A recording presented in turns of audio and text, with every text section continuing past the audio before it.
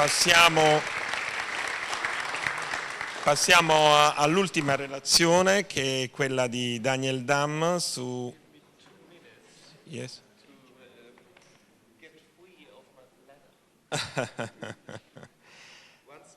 Yeah.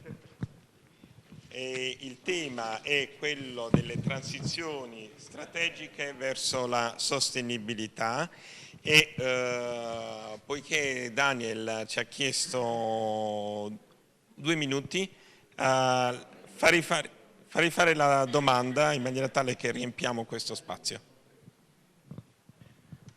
Una domanda, diciamo, era un contributo. Io sono Vito Intino, sono uno dei portavoce del forum del terzo settore, quindi mi ha fatto piacere, diciamo, l'intervento del professore su questo. Siccome in questi giorni, fino al 13 giugno, c'è la possibilità di lavorare sulle linee guida del terzo settore del non profit lanciate dal governo Renzi su questa cosa qua. Quindi quella che lancio oggi è, se possibile, chiaramente con l'aiuto di tutti i relatori, ma del professor Cotturi che su quelle linee ci ha lavorato, se possiamo tra Forum Terzo Settore Puglia e Costellazione Puglia arrivare a un documento da mandare al governo rispetto a una proposta sulla nostra realtà, sulle nostre istituzioni. Quindi era giusto per lanciarvi un'idea di lavoro comune anche da domani. Bene, grazie. Sempre aspettando Daniel Dahm, a questo punto io do un po' di spazio perché ovviamente abbiamo chiuso il dibattito attorno sia ai temi trattati da Irmi che al tema trattato da Giuseppe. E io volevo approfittare di questo brevissimo intervallo per tornare sulla relazione di Irmi, perché io credo che uno dei problemi che è emerso anche nella domanda che hai ricevuto è quello del modello di consumo. Perché se da un lato il Fordismo, e non dimentichiamoci che c'è stata anche la grande crisi del 29, se il modello che ha preso piede è il modello del Fordismo, è anche vero che il Fordismo si regge se c'è un modello di consumo che ovviamente consente al Fordismo di svilupparsi. Comunque Daniel è qui e quindi questo tema lo trattiamo poi nella tavola rotonda. Okay. Good morning everyone. Thank you very much for the short patience. I thought we had a small coffee break in between. So today I will go through with a big rush. And thank you very much for the great lectures we had before, because I think I can quite good follow this track now with my lecture, and I think after this lecture, for sure you're fed up with listening. So, strategic transformations towards sustainability. The economical, how we saw yesterday, monetary productivity was purchased on ecological credits, and ecological productivity was sold without consideration of its reproductive premises. By that, as we saw also yesterday, we have a breakdown of the planetary ecosystem, and with that we have a breakdown for our own future, for the future of our commons, and we are confronted with an unrulable conflict between man and earth, between nature and wilderness, and on the other hand, culture, economy, social systems, and so on. That is a typical example for that, already extended. So complex life systems, they need complex and intelligent answers, and until today, ecology and economy were somehow separated in our mind, even if they come from the same root, also from the same etymological root. Oikos, the Greek word for house, household, and if the logic of the household, ecology, and the way to deal with the household, economy, are in a conflict, then we are in a conflict ourselves. So we need to rethink economy, and we need to face these new challenges that that call us for sustainable business cultures. The variety of life, the productivity and regeneration cycles of energy and material, how also Ugo Bardi showed us yesterday, on planet Earth are indispensable for the evolution of life on the one hand and cultures, as well for economical development. Economy and ecology are inseparable, they are intrinsically tied together. So there's a need for change. We need an adjustment, a redefinition of the regulatory framework and the policies of order for the economic practice. We need an establishing of new competitive business models. We need a changing of social norms towards sustainability. And we need, as also just before was shown to us by Giuseppe Cotturi, we need an empowerment of the agents of change, especially the civil society, the humans, the people. We need to come to a new governance of economy. We need new governance models of economy. And new governance models of economy, that means we need a real participation of humans on economy. So I start shortly, very briefly, with the topic adjustment of the regulatory framework and the policies of order for the economic practice. I don't step deep inside of this. That is no lecture, and that would need too much time to step deep into the regulatory framework on national level, on European level, in between World Trade Organization and in between the multinational agreements we have. So I didn't translate it also, this slide, but I decided today in the morning that I will shortly add it, and I just want to shortly mention it. So I just translate this now in English for them who can read German, maybe it will help a bit. So we have a distortion of the competition by externalization. How I said yesterday, externalization is on the level of the company's profit. We need a protection of the commons against the activities, the externalizing, damaging activities of private goods. And for that we need to develop reasonable and or the right laws and the right justice. We need an expansion of the publication and establishment of the publication of the ecological balances companies have, and we need an implementation and a standards for ethical and ecological and socio-cultural criteria to measure. Over that, we need incentives for sustainable investments, especially on the level of Basel III and Insolvency II in Europe. We need to make it for a duty for emittents of finance products to show all the risks that are connected with an investment product. We need to stop and to level down the speculation of business that are connected with real economy. So we are not allowed, and it shouldn't be allowed, to bring financial market risks on the level of the real economy, of infrastructures, of the private ownership of civil society. I mean, you experience that in Italy now, because Italian private, I think also Emi Seidel mentioned that with an economy that is based on debt, a growth that is based on debt, so that we bring the real assets of our world into the logic of financial assets, virtualized assets, and that brings new conflicts.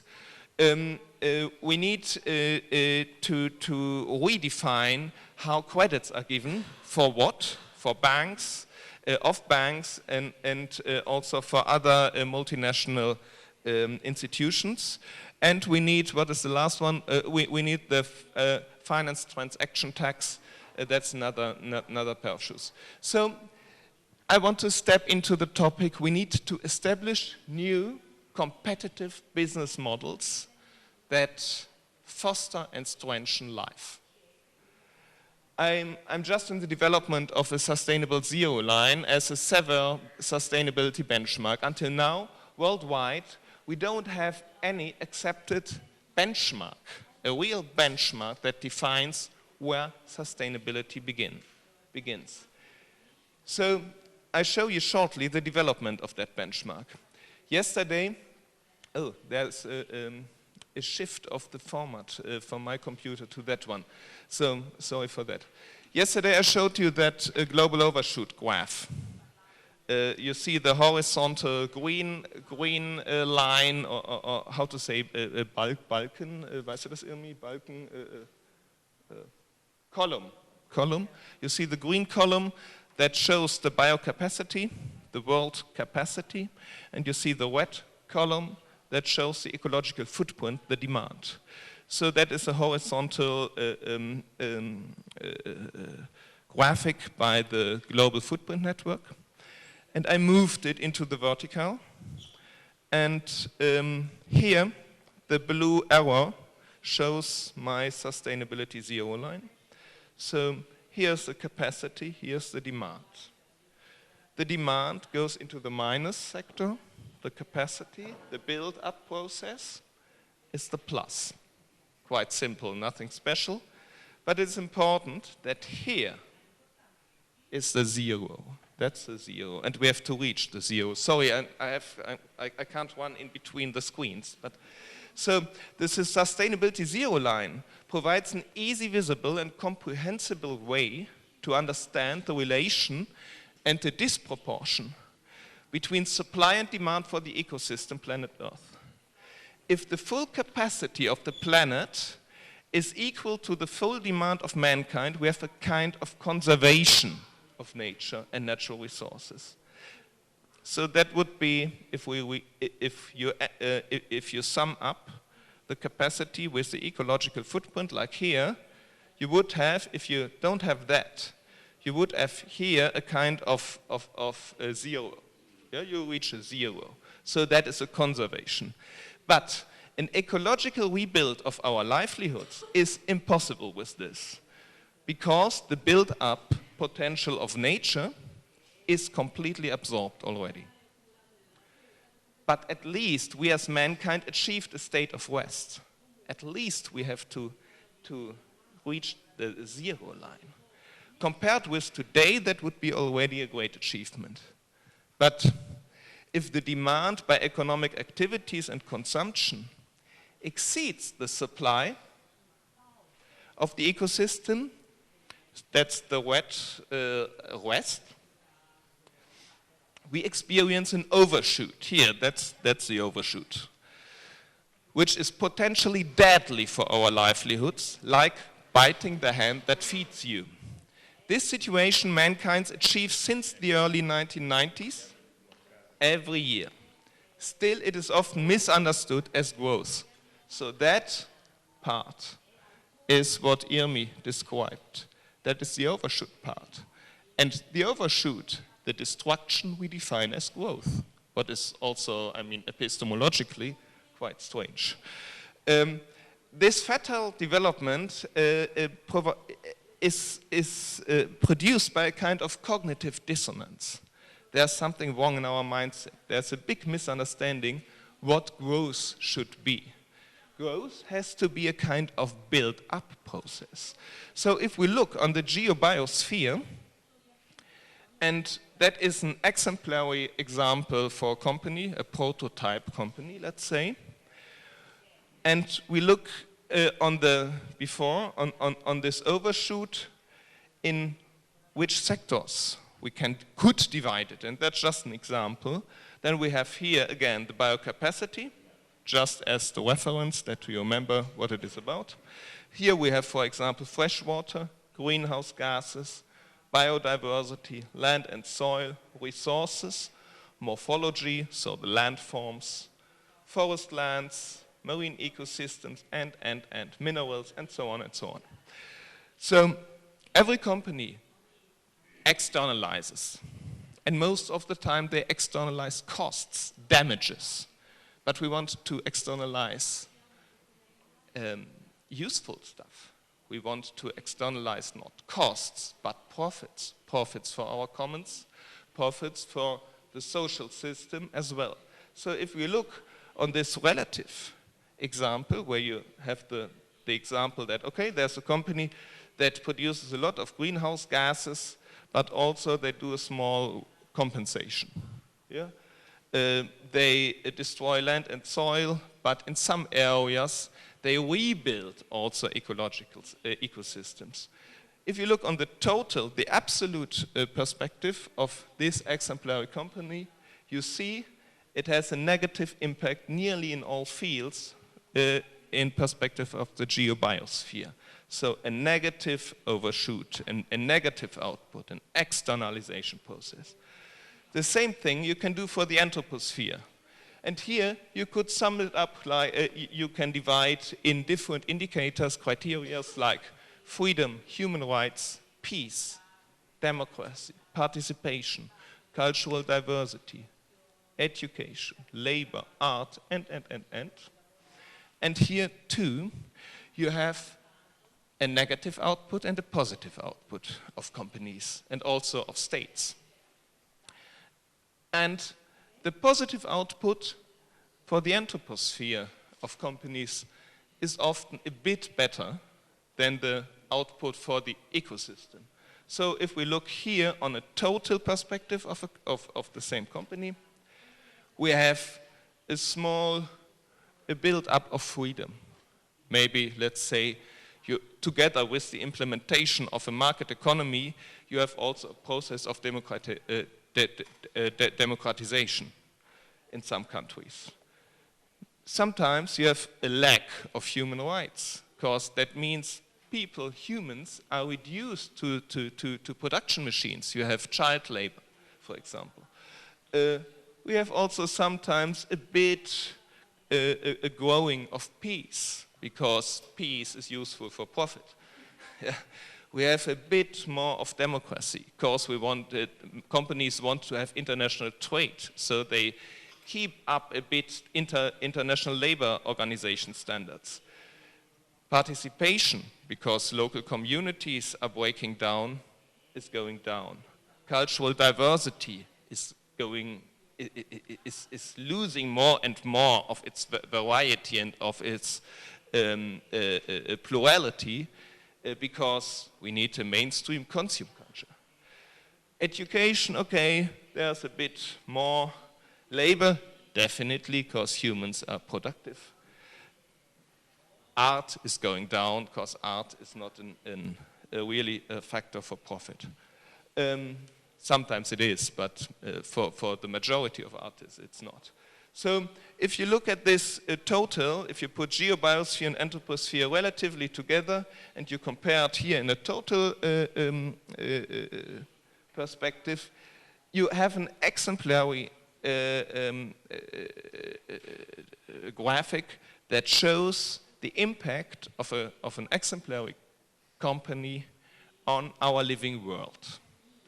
And what I want to show with that is that under these basic bundles of criteria like biocapacity, fresh water, freedom, human rights, morphology, resources, participation, democracy, and so on, you can set a huge variety of specific sets of criteria and indicators. And for that we have existing worldwide a huge rank of methodologies for ranking criteria, valuation standards, life cycle assessments. The ISO 26000 guideline is an example. The product sustainability assessment is an example. The corporate responsibility rating of ecom research is an example. The principles for responsible investment by the United Nations Environment Program is an example, and so on. So what I want to show with this is we have to understand that sustainability starts if we abolish all negative impacts in a macroeconomic system of business activities and economic activities. So sustainability is at least producing a zero of negative impact.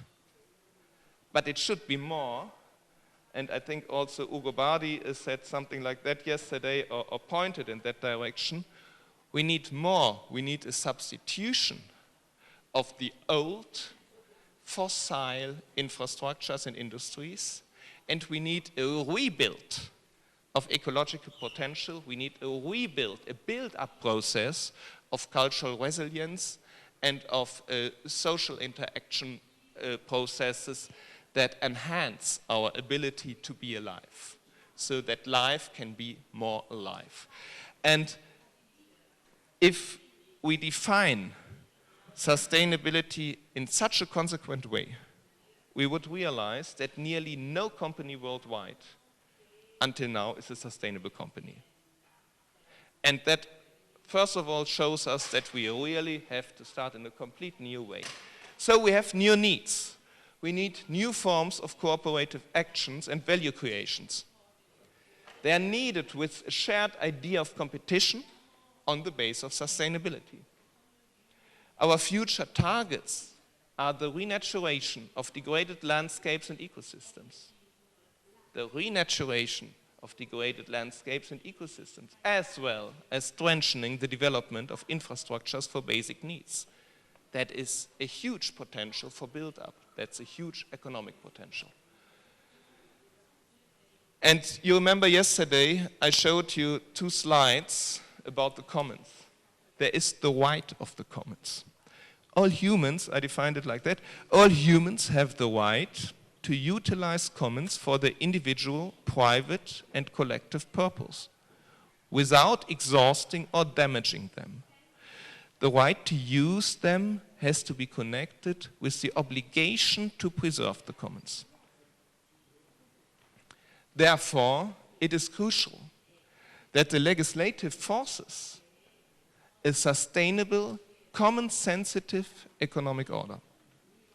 Externalization has to be banned by law as impure distortion of competition.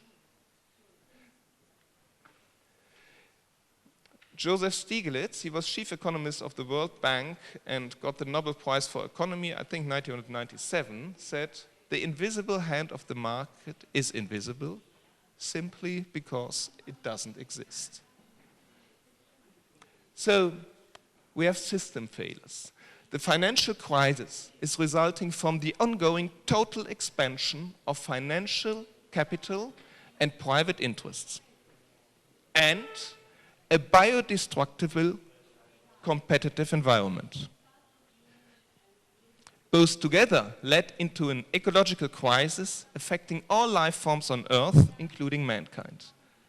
So the financial system and its credit did go far over the productive and reproductive capabilities of natural and social capital.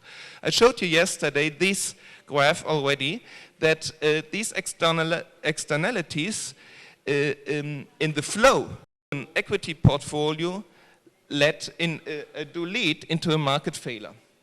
So sustainable markets and sustainable investments are needed. I just have some minutes left, so I have to speed up a bit and jump over some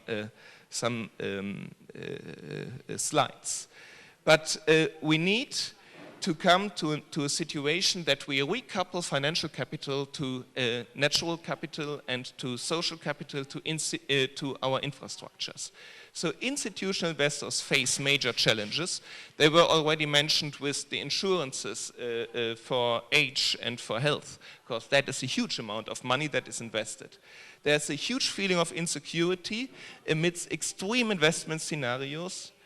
Traditional asset classes currently bear high risks, and with that we have also a chance of problem solving. So the stocks and bonds, the old traditional investment products, they don't offer opportunities to have a diversification of our portfolios again. So alternative asset classes can solve that problem, especially in the field of infrastructure, in the field of timber and agriculture, and in the field of real estate. There is a huge potential for rebuilding efficient and sustainable real values. So we need a transforming of financial capital into real capital. Here are several arguments for these three asset classes, just as an example. We need to offer stable performance by harnessing sustainability. We need a demand-oriented concrete benefits for people, communities, and localities. And we need the coupling of different infrastructures into an integrated sustainability solution, ESA I call that. So, and with that, we need to empower people, and that is an important point. And then give me 1 minute more, please, Vito. After that, I just want to show shortly what the West would have been about, but I don't go inside anymore. But that point, I think, is very important. We need a multi-stakeholder and multi-shareholder involvement. It is important that we give ownership to the people. Today, the situation is that the ownership on capital, infrastructure, housing, and our production base is in the hand of few people. But we can give it in the hand of many people if we use market principles in a clever way. So we can make the employee to a shareholder. We can make it possible that communities own the infrastructures where institutional investors invest in. And why makes that sense? Because that lowers the risk for the big money. The big financial capital, if they invest into sustainable infrastructures. With infrastructures, I mean now material, social infrastructures, as well as technical infrastructures and ecological infrastructures. I'm a geographer, so my infrastructure idea is quite broad. But we all can be shareholders of that. And if we are all shareholders, we lower the risk in the locality where these investments are done. And that makes it attractive for investors. For that, we just need to redefine and to restructure our investment strategies. We need and that's the last point, I just show it shortly and jump over it. We need an empowerment of the agents of change, and is the subsistence economy. That is the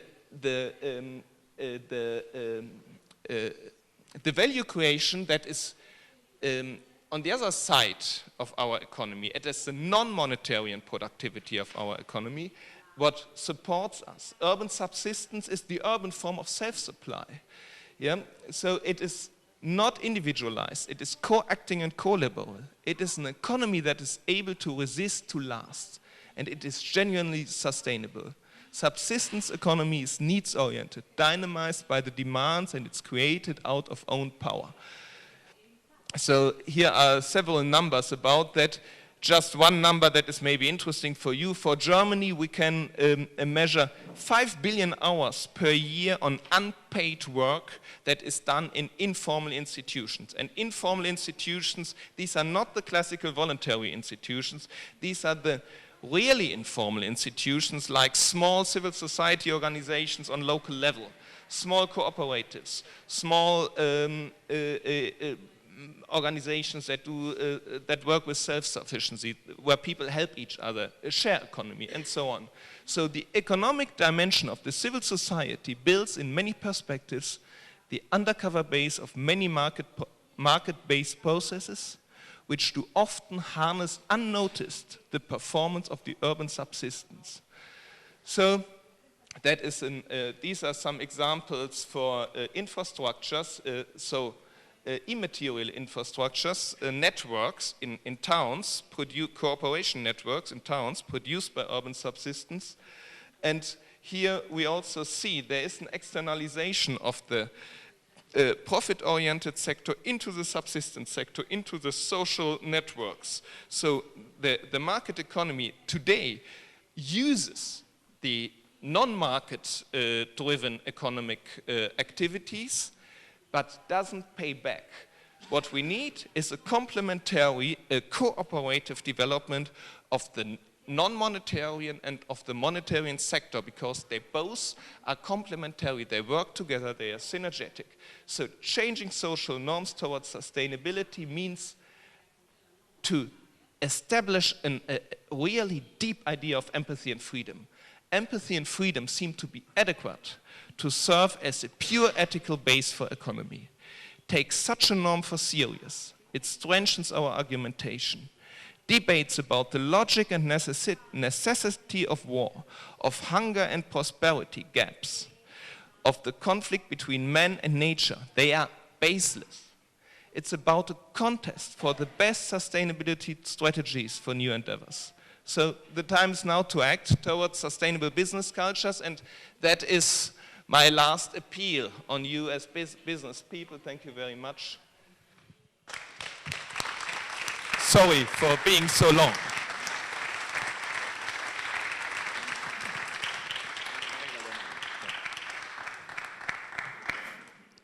Vito mi chiede di non fare una domanda. E io... No, stay with us. C'è una domanda. A Luca, forza. Va bene.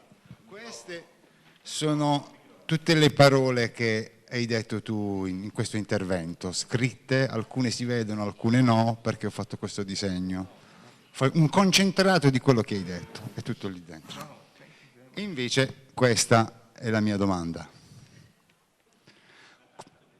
Come suscitare motivazioni e impulsi che rendano possibile la svolta verso una società più sostenibile? Come accelerarne i cambiamenti? Quali azioni intraprendere? Quali professionalità sono necessarie o essenziali? Esistono o bisognerà inventarle? Grazie. Next year. No? I think that is maybe the most important question. And I just can give a short answer on that. We have to understand, yesterday I told you that Hans-Peter Dürr, this close friend of mine, Nobel Prize laureate quantum physicist, died, who said, matter is not based on matter, the future is open. Every one of us is omniconnected. Every one of us has a very, very strong impact, whatever we do, with every word we do. And as long as we are clear and authentic, as we rely on our empathy, and if we behave free in a way that no one hinders us to to rise up our voice, to do things in a new way, and to step out of prisons in our mind that we have learned.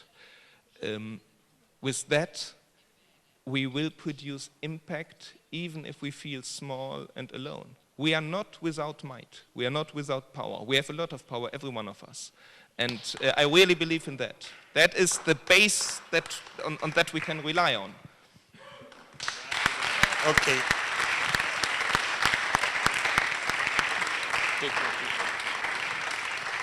Ok. Allora, penso che hai una comunicazione? Ok. Io vi ringrazio soprattutto il Miss Seidel, Giuseppe Cotturi e Daniel Dahm per i loro 3 interventi, poi aspetto tutti per la tavola rotonda che dovrebbe essere fra mezz'ora.